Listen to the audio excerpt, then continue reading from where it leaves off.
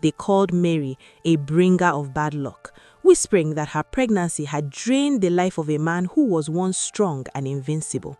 Ada was born into a house of mourning, her first cries muffled by the sound of her mother's silent, unending sobs for a man who would never hold his daughter. She was a beautiful child, with Joseph's eyes and Mary's gentle spirit, but to the world she was a child of shame, born out of wedlock and marked by tragedy. Mary had to work in the farms of the people who used to envy her, bowing her head as they paid her in moldy corn and insults.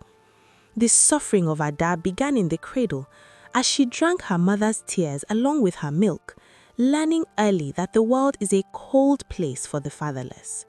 Years passed like a slow, painful crawl through a field of thorns, with Mary growing thin and frail as she gave every scrap of food to her growing daughter. Ada was 5 years old when she first asked why the other children had fathers who carried them on their shoulders, while she only had a mother who cried in the dark.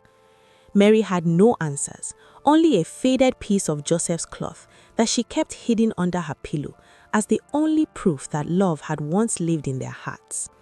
They were the outcasts of the village, living on the fringes of society, their presence constantly reminding the righteous of the tragedy they chose to ignore. One morning, a man named Peter began to show interest in Mary, offering her small portions of meat and helping her carry heavy bundles of firewood from the bush.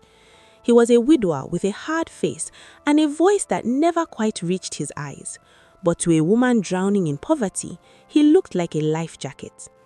Mary was tired of the cold, tired of the insults, and she desperately wanted a cover for the daughter who was being mocked every day at the village square.